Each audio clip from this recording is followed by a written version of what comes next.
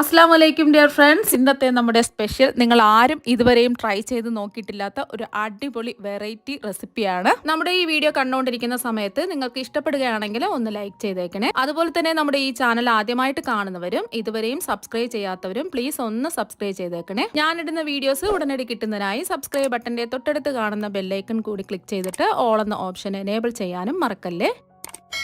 ആദ്യം തന്നെ ഇതിനായിട്ട് ഒരു കടായിലേക്ക് 250 ml കപ്പിന് 1/4 കപ്പ് നല്ലെണ്ണ ഒഴിച്ചു കൊടുക്കാം.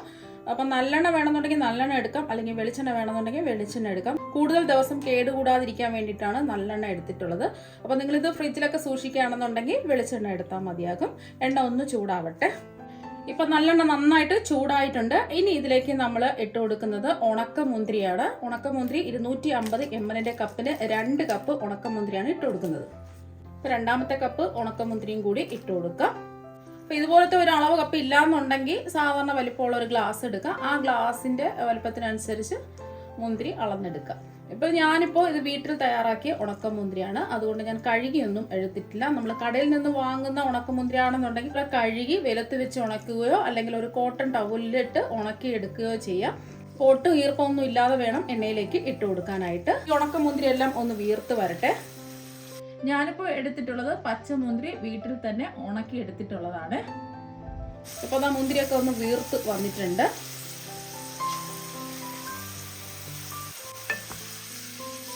മീഡിയം ഫ്ലെയിമിലിട്ടിട്ട് വേണം ഇതൊന്ന് റോസ്റ്റ് ചെയ്തെടുക്കാൻ. ഇപ്പോൾ ഉണക്കമുന്തിരിയെല്ലാം എന്താ വീർത്ത് വന്നിട്ടുണ്ട്. ഇനി നമുക്ക് എണ്ണയിൽ നിന്ന് ഇതുപോലെ കോരി മാറ്റാം. നമ്മൾ ഉണക്കമുന്തിരി എല്ലാം ഫ്രൈ ചെയ്ത് എടുത്തിട്ടുണ്ട്. ഇനി ബാക്കി വന്ന എണ്ണയിലേക്ക് 1 ടീസ്പൂൺ കടുക് ഇട്ട് കൊടുക്കാം. കടുക് ഒന്ന് പൊട്ടി വരട്ടെ. ഇതിലേക്ക് നിങ്ങൾക്ക് വേണമെന്നുണ്ടെങ്കിൽ 1 ടീസ്പൂൺ ഉലുവ ഇട്ട് കൊടുക്കാം. ഞാനിപ്പോൾ ഉലുവ ഇടുന്നില്ല, ഉലുവ പൊടിയാണ് ലാസ്റ്റിൽ ചേർത്ത് കൊടുക്കുന്നത്. അപ്പോൾ അതാ കടുകെല്ലാം പൊട്ടി വന്നിട്ടുണ്ട്. ഇതിലേക്ക് നമ്മൾ ചേർത്ത് കൊടുക്കുന്നത് 1/2 കപ്പ് വെളുത്തുള്ളി അല്ലിയാണ്. ചെറുതായിട്ടൊന്ന് ചതച്ചിട്ടാണ് ഞാൻ ഇട്ട് കൊടുക്കുന്നത്. അപ്പോൾ വെളുത്തുള്ളി കുറച്ചധികം കൂടുതൽ ഇട്ട് കൊടുക്കുന്നത് വളരെ നല്ലതായിരിക്കും. അപ്പോൾ ഞാനിപ്പോൾ ഇടികല്ലിൽ വെച്ചിട്ട് ഒന്ന് ചതച്ചെടുത്തതാണ്. നിങ്ങൾക്ക് വേണമെന്നുണ്ടെങ്കിൽ കുഞ്ഞു കുഞ്ഞായിട്ട് അരിഞ്ഞ് വേണമെങ്കിലും ഇട്ട് കൊടുക്കാം. ചതച്ച് ഇട്ട് കൊടുക്കുമ്പോൾ പ്രത്യേക ഒരു ടേസ്റ്റാണ്. അപ്പോൾ മുഴുവനോട് ഇടണ്ട. അതുപോലെ തന്നെ ചെറിയ ചെറിയ കുഞ്ഞു കുഞ്ഞായിട്ട് നിങ്ങൾക്ക് വേണമെന്നുണ്ടെങ്കിൽ കട്ട് ചെയ്തിട്ട് കൊടുക്കാം, അല്ലെങ്കിൽ നീളത്തിൽ അരിഞ്ഞിട്ട് കൊടുക്കാം. വെളുത്തുള്ളി പേസ്റ്റും ഇഞ്ചി പേസ്റ്റും എടുക്കണ്ട, ഇങ്ങനെ ഇട്ട് കൊടുക്കുമ്പോഴാണ് പ്രത്യേക ടേസ്റ്റ് കിട്ടുന്നത്. ഇനി ഇതിലേക്ക് ഒരു 1/4 കപ്പ് ഇഞ്ചി ചതച്ചതാണ്. നമ്മൾ 1/2 കപ്പ് വെളുത്തുള്ളിക്ക് 1/4 കപ്പ് ഇഞ്ചി ചതച്ചതാണ് എടുത്തിട്ടുള്ളത്. ഇതിൻ്റെ ഒരു പച്ചമണം മാറുന്നത് വരെ ഒന്ന് ഇളക്കി കൊടുക്കാം. ഇതിൻ്റെ കൂടെ തന്നെ നമ്മൾ ഇതിലേക്ക് 2 പച്ചമുളകും കൂടി ചേർത്ത് കൊടുക്കുന്നുണ്ട്. ഇത് അധികം എരിവില്ലാത്ത പച്ചമുളകാണ്. കുട്ടികൾക്കൊക്കെ ആണെന്നുണ്ടെങ്കിൽ പച്ചമുളക് ഒഴിവാക്കാം. ഇതിൻ്റെ ഒരു പച്ചമണം മാറി കിട്ടുന്നത് വരെ ഒന്ന് ഇളക്കി കൊടുക്കാം. മീഡിയം ഫ്ലെയിം തന്നെ വെച്ച് കൊടുക്കുക. പച്ചമുളകിന് പകരം ഒരു 10 കാന്താരി മുളക് ഇടുകയാണെന്നുണ്ടെങ്കിൽ കുറച്ചും കൂടെ ടേസ്റ്റ് കൂടുതലായിരിക്കും. കാന്താരി മുളക് ഉണ്ടെന്നുണ്ടെങ്കിൽ കാന്താരി മുളക് ഇട്ട് കൊടുക്കുക. അപ്പോൾ 2-3 മിനിറ്റ് ഇതുപോലെ മീഡിയം ഫ്ലെയിമിലിട്ടിട്ട് ഇളക്കി കൊടുക്കുക. അപ്പോൾ വെളുത്തുള്ളിയും ഇഞ്ചിയൊക്കെ ഒന്ന് മൊരിഞ്ഞ് വരും. അപ്പോൾ നല്ലെണ്ണ ആയതുകൊണ്ടാണ് ഇങ്ങനെ പതഞ്ഞ് വരുന്നത്. ഇപ്പോൾ കണ്ടില്ലേ, ഇതിൻ്റെ നിറമൊക്കെ മാറി ചെറുതായിട്ടൊന്ന് മൊരിഞ്ഞ് വന്നിട്ടുണ്ട്. ഒരുപാടൊന്നും മൊരിയേണ്ട ആവശ്യമൊന്നുമില്ല. ചെറിയ ഒരു രീതിയിൽ ഒന്ന് മൊരിഞ്ഞ് വരുമ്പോൾ ഇതിലേക്ക് നമ്മൾ ചേർത്ത് കൊടുക്കുന്നത് 4 വറ്റൽമുളക് 2-3 കഷ്ണങ്ങളായിട്ട് മുറിച്ചെടുത്തതാണ്. അതുപോലെ തന്നെ ഇതിലേക്ക് കുറച്ചധികം കറിവേപ്പില ഞാൻ ചെറുതായിട്ട് കട്ട് ചെയ്താണ് ഇട്ട് കൊടുക്കുന്നത്. മുഴുവനെ വേണമെന്നുണ്ടെങ്കിലും ഇട്ട് കൊടുക്കാം. ഒന്ന് ഇളക്കി കൊടുക്കാം. ഇനി നമുക്ക് ഫ്ലെയിം ഒന്ന് കുറച്ച് വെച്ച് കൊടുക്കാം. കുറച്ച് പൊടി ഐറ്റംസ് ഒക്കെ ചേർക്കാനുണ്ട്. 1/2 ടീസ്പൂൺ മഞ്ഞൾപ്പൊടി, അതുപോലെ തന്നെ ഇതിലേക്ക് ഒരു 4 ടേബിൾ സ്പൂൺ കാശ്മീരി മുളക് പൊടിയാണ് ഇട്ട് കൊടുക്കുന്നത്. നമ്മൾ എരിവുള്ള സാധാരണ മുളക് പൊടിയാണെന്നുണ്ടെങ്കിൽ അവരവരുടെ എരിവിനനുസരിച്ച് ചേർത്ത് കൊടുക്കുക. 1-2 ടേബിൾ സ്പൂൺ ചേർത്ത് കൊടുത്താൽ മതിയാകും. ഞാനിപ്പോൾ കാശ്മീരി മുളക് പൊടി ആയതുകൊണ്ടാണ് 4 ടേബിൾ സ്പൂൺ ചേർത്ത് കൊടുത്തിട്ടുള്ളത്. ഇനി ഇതിലേക്ക് ഒരു 1/2 ടീസ്പൂൺ ഉലുവ വറുത്ത് പൊടിച്ചതാണ് ഇട്ട് കൊടുക്കുന്നത്. കൂടുതൽ ചേർക്കരുത്, കൂടുതൽ ചേർത്താൽ ഒരു കയ്പ്പരസം ഉണ്ടാവും. ഇനി ഇതിലേക്ക് ചേർത്ത് കൊടുക്കുന്നത് ഒരു 1/2 ടീസ്പൂൺ കായപ്പൊടിയാണ്. ഇനി പൊടിയുടെ പച്ചമണം മാറി കിട്ടുന്നത് വരെ ഒന്ന് ഇളക്കി കൊടുക്കാം.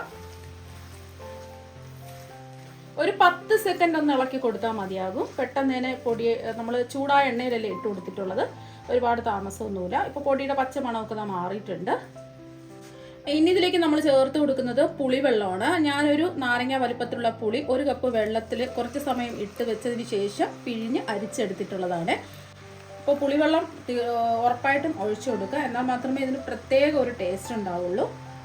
ഇനി ഇതിലേക്ക് നമ്മൾ ചേർത്ത് കൊടുക്കുന്നത് 1/4 കപ്പ് ശർക്കര പൊടിച്ചതാണ്. ഒരു 3 ടേബിൾ സ്പൂണൊക്കെ ഉണ്ടാവും. ഒന്ന് ഇളക്കി കൊടുക്കാം. നമ്മളിതിൽ ഉപ്പൊന്നും ചേർത്ത് കൊടുത്തിട്ടില്ല, ആവശ്യത്തിനുള്ള ഉപ്പ് ചേർത്ത് കൊടുക്കാം. ഇപ്പോൾ ശർക്കര നിങ്ങൾ വിചാരിക്കും ഉണക്കമുന്തിരി ആയതുകൊണ്ട് മധുരം ഉണ്ടാവില്ലേന്ന്, പക്ഷേ ഈ ശർക്കരയും കൂടെ ചേർക്കുമ്പോഴാണ് പ്രത്യേക ഒരു ടേസ്റ്റ് കിട്ടുന്നത്.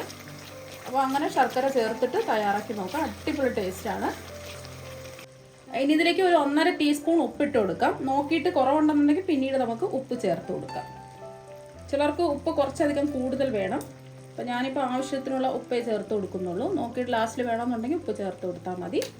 ഒന്ന് ഇളക്കി കൊടുക്കാം.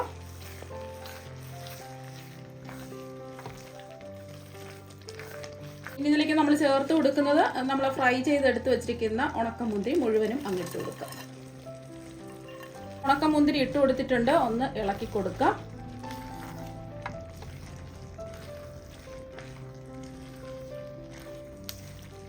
ഇതിലേക്ക് നമ്മൾ ചേർത്ത് കൊടുക്കുന്നത് വിനാഗിരിയാണ്. നമ്മൾ പുളിവെള്ളം ഒഴിച്ചെങ്കിലും നമ്മൾ കേടുകൂടാതിരിക്കുന്നതിന് വേണ്ടിയിട്ട് നമ്മൾ വിനാഗിരി ഇതിലേക്ക് ചേർത്ത് കൊടുക്കണം. 1/2 കപ്പ് വിനാഗിരിയാണ് ചേർത്ത് കൊടുക്കുന്നത്. 250 ml കപ്പിന് 1/2 കപ്പ് വിനാഗിരി ഇത് ഒഴിച്ചു കൊടുത്തിട്ടുണ്ട്. ഫ്ലെയിം കുറച്ച് തന്നെ വെക്കാം, കൂട്ടിയിടണ്ട. ഒന്ന് ഇളക്കി കൊടുക്കാം.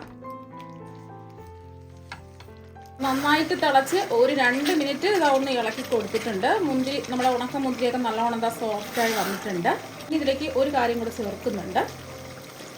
ഇനി ഇതിലേക്ക് നമ്മൾ ലാസ്റ്റിൽ ചേർത്ത് കൊടുക്കുന്നത് പച്ചമുന്തിരിയാണ്. പച്ചമുന്തിരി ഉണ്ടെങ്കിൽ 2ആയിട്ട് ഇതുപോലെ കട്ട് ചെയ്ത് ചേർത്ത് കൊടുക്കുക. കുറച്ച് സമയം ഉപ്പ് വെള്ളത്തിൽ ഇട്ടിട്ട് വേണം ഉണക്ക മുന്തിരി നല്ലതുപോലെ കഴുകി വൃത്തിയാക്കി എടുത്തതിന് ശേഷം നല്ലോണം ഒരു കോട്ടൺ ടവൽ വെച്ചോ തുണി വെച്ചോ തുടച്ചിട്ട് വേണം ഇതിലേക്ക് ചേർത്ത് കൊടുക്കാനായിട്ട്. വെള്ളത്തിൻ്റെ അംശം ഒട്ടും തന്നെ ഉണ്ടാവാൻ പാടില്ല. അപ്പം ഇത് നിങ്ങളുടെ കയ്യിൽ പച്ചമുന്തിരി ഉണ്ടെങ്കിൽ ലാസ്റ്റിൽ ചേർത്ത് കൊടുക്കുക, ഇല്ലെങ്കിൽ കുഴപ്പമൊന്നുമില്ല. ഉണക്കമുന്തിരി മാത്രം വെച്ച് ചെയ്തിട്ടെടുത്താലും മതി. ഇങ്ങനെ പച്ചമുന്തിരി കൂടെ ചേർത്ത് കൊടുത്ത് ഒന്ന് ചെയ്ത് നോക്കുമ്പോൾ ഒരു പ്രത്യേക ടേസ്റ്റ്, ഒരു അടിപൊളി ടേസ്റ്റ് എനിക്ക് തോന്നിയത് കൊണ്ടാണ് ഞാൻ പച്ചമുന്തിരി കൂടെ ചേർത്ത് കൊടുത്തത്. അപ്പോൾ നിങ്ങൾക്ക് ഇഷ്ടമാണെന്നുണ്ടെങ്കിൽ ചേർത്ത് കൊടുക്കുക, അല്ലെങ്കിൽ പച്ചമുന്തിരി ഒഴിവാക്കാം. അപ്പോൾ പച്ചമുന്തിരിയൊക്കെ വില കുറച്ച് കിട്ടുന്ന സമയമാണ്, പച്ചമുന്തിരിയുടെ സീസണാണ്. അപ്പോൾ അതുകൊണ്ട് നമുക്ക് പ്രശ്നമൊന്നുമില്ല, അധികം വിലയൊന്നുമില്ലല്ലോ. അപ്പോൾ പച്ചമുന്തിരി ഇട്ട് കൊടുത്തതിന് ശേഷം ഒരുപാട് സമയം ഇട്ട് ഇളക്കി കൊടുക്കരുത്, പെട്ടെന്ന് തന്നെ പച്ചമുന്തിരി വാടി കിട്ടും. ഇനി നമ്മളിതിലേക്ക് ആവശ്യത്തിന് ഉപ്പുണ്ടോ എന്നൊന്ന് ചെക്ക് ചെയ്ത് നോക്കാം, എന്നിട്ട് ഉപ്പ് ചേർത്ത് കൊടുക്കാം. ഇപ്പോൾ ഇതിലേക്ക് ഉപ്പ് കുറവായതുകൊണ്ട് ഒരു 1/2 ടീസ്പൂൺ ഉപ്പും കൂടി ചേർത്ത് കൊടുക്കുന്നുണ്ട്. അപ്പോൾ ഉണക്കമുന്തിരിയൊക്കെ നിങ്ങൾ കടയിൽ നിന്ന് വാങ്ങാതെ വീട്ടിൽ തന്നെ തയ്യാറാക്കി ഇതുപോലെ അച്ചാറിട്ട് വെക്കുകയാണെന്നുണ്ടെങ്കിൽ കുട്ടികൾക്കും മുതിർന്നവർക്കും എല്ലാവർക്കും ഒരുപാട് ഇഷ്ടമാകും. കാരണം എന്ന് വെച്ചാൽ നല്ല ഒരു അടിപൊളി ടേസ്റ്റാണ്. ഒരു പ്രാവശ്യം എന്തായാലും നിങ്ങളിതുപോലെ ഉണക്കമുന്തിരി വെച്ചിട്ട് അച്ചാർ തയ്യാറാക്കി നോക്കുക. പിന്നെ നിങ്ങൾ എന്നും നിങ്ങളുടെ ഫേവറേറ്റ് അച്ചാറായിരിക്കും. അപ്പോൾ ഉണക്കമുന്തിരിയൊക്കെ കടയിൽ നിന്ന് വാങ്ങുമ്പോൾ ഒരുപാട് കീടനാശിനി അടിച്ചിട്ടായിരിക്കും നമുക്ക് കിട്ടുന്നത്. അതുകൊണ്ട് നല്ലതുപോലെ കഴുകിയാലും അതിൻ്റെ കീടനാശിനിയൊന്നും പോവില്ല. ഇപ്പോൾ വില കുറഞ്ഞ സമയത്ത് നിങ്ങൾ വീട്ടിൽ തയ്യാറാക്കി നോക്കുക. ഞാൻ വീട്ടിൽ തയ്യാറാക്കി എടുത്ത ഉണക്കമുന്തിരിയാണ് എടുത്തിട്ടുള്ളത്. അപ്പോൾ അതിൻ്റെ വീഡിയോ ഞാൻ മുമ്പ് അപ്ലോഡ് ചെയ്തിട്ടുണ്ട്. അപ്പോൾ വേണമെന്നുണ്ടെങ്കിൽ അതിൻ്റെ ലിങ്ക് ഞാൻ ഡിസ്ക്രിപ്ഷൻ ബോക്സിൽ കൊടുത്തേക്കാം. അപ്പം പച്ചമുന്തിരിയും കൂടെ ചേർത്ത് കൊടുത്തതിന് ശേഷം ഒരു 2 മിനിറ്റ് ഒന്ന് ഇളക്കി കൊടുത്താൽ മതി. ഒരുപാടിട്ട് ഇളക്കി മറിക്കരുത്, എന്നാൽ പിന്നെ അത് വെന്ത് കുഴഞ്ഞു പോകും. നമുക്ക് ഇടയ്ക്കൊന്ന് കടിക്കാൻ കിട്ടണം, ആ ഒരു പരുവത്തിന് വേണം ഇത് റെഡിയാക്കി എടുക്കാൻ. ഫ്ലെയിം കുറച്ച് തന്നെ വെച്ച് കൊടുക്കുക. നല്ലൊരു മണം വരുന്നുണ്ട്. നമ്മുടെ സൂപ്പർ ടേസ്റ്റുള്ള ഉണക്കമുന്തിരി അച്ചാർ ഇവിടെ റെഡി ആയിട്ടുണ്ട്. അപ്പം പച്ചമുന്തിരി ഇട്ട് കൊടുത്തതിന് ശേഷം ഒരു 2 മിനിറ്റും കൂടി ഇളക്കി കൊടുത്തിട്ടുണ്ട്. അടിപൊളി ടേസ്റ്റാണ്. ഇതുപോലെ എണ്ണ തെളിഞ്ഞ് നിൽക്കണം, എന്നാൽ മാത്രമേ ഒരുപാട് നാൾ നമുക്ക് കേടുകൂടാതെ ഇരിക്കുകയുള്ളൂ. കുറച്ച് എണ്ണ മതിയെന്നുണ്ടെങ്കിൽ കുറച്ച് എണ്ണയിൽ ചെയ്തെടുത്താൽ മതിയാകും. ഞാനിപ്പോൾ കുറേ നാൾ സൂക്ഷിച്ച് വെക്കാൻ വേണ്ടിയിട്ടാണ് കുറച്ചധികം എണ്ണ എടുത്തിട്ടുള്ളത്. സൂപ്പർ ടേസ്റ്റുള്ള ഉണക്കമുന്തിരി അച്ചാർ ഇതാ ഇവിടെ റെഡി ആയിട്ടുണ്ട്. ഇനി നമുക്ക് ഫ്ലെയിം ഓഫ് ആക്കാം. നല്ലതുപോലെ ഇതിൻ്റെ ചൂടൊക്കെ ഒന്ന് മാറണം. ഇനി ഇതിൻ്റെ ചൂട് കംപ്ലീറ്റ് ഒന്ന് മാറട്ടെ.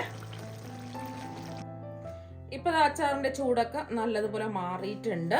ഇപ്പോൾ ചൂട് മാറിയപ്പോൾ കുറച്ചും കൂടെ കുറുകി കുറച്ചും കൂടെ കളറൊക്കെ വന്നിട്ട് അടിപൊളിയായിട്ട് ഇതാ വന്നിട്ടുണ്ട്.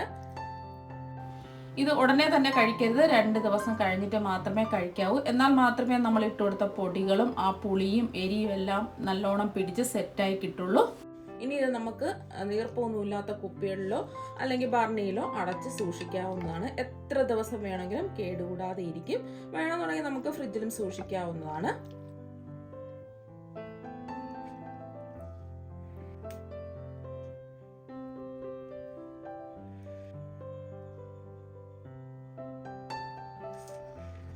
നിങ്ങളെല്ലാവരും ഇതുപോലെ ഉണക്കമുന്തിരി വെച്ചിട്ട് ഒരു പ്രാവശ്യം അച്ചാർ തയ്യാറാക്കി നോക്കുക. ഞാനിപ്പോൾ എടുത്തിട്ടുള്ളത് കുരുവില്ലാത്ത ഉണക്കമുന്തിരിയാണ്. അധികം പുളിപ്പൊന്നുമില്ലാത്ത കുരുവില്ലാത്ത ഉണക്കമുന്തിരിയാണ്. അപ്പോൾ നിങ്ങൾ വാങ്ങുമ്പോൾ കുരുവൊന്നുമില്ലാത്ത അധികം പുളിപ്പില്ലാത്ത മുന്തിരി നോക്കി വാങ്ങുക. നമ്മൾ അധികം പുളിപ്പില്ലാത്ത മുന്തിരി ആയതുകൊണ്ടാണ് പുളിവെള്ളം കൂടി ചേർത്ത് കൊടുത്തിട്ടുള്ളത്. പുളിപ്പുള്ള മുന്തിരിയാണ് നിങ്ങൾ വാങ്ങുന്നതെങ്കിൽ പുളിവെള്ളം ചേർക്കേണ്ട ആവശ്യമില്ല. അപ്പോൾ നിങ്ങൾ എല്ലാവരും ഇതുപോലെ ഒരു പ്രാവശ്യം ഒന്ന് ട്രൈ ചെയ്ത് നോക്കുക. തീർച്ചയായും നിങ്ങൾക്ക് എല്ലാവർക്കും ഒരുപാട് ഇഷ്ടമാകും. അപ്പോൾ നമുക്ക് മറ്റൊരു വെറൈറ്റി വീഡിയോ ആയിട്ട് വീണ്ടും കാണാം. താങ്ക്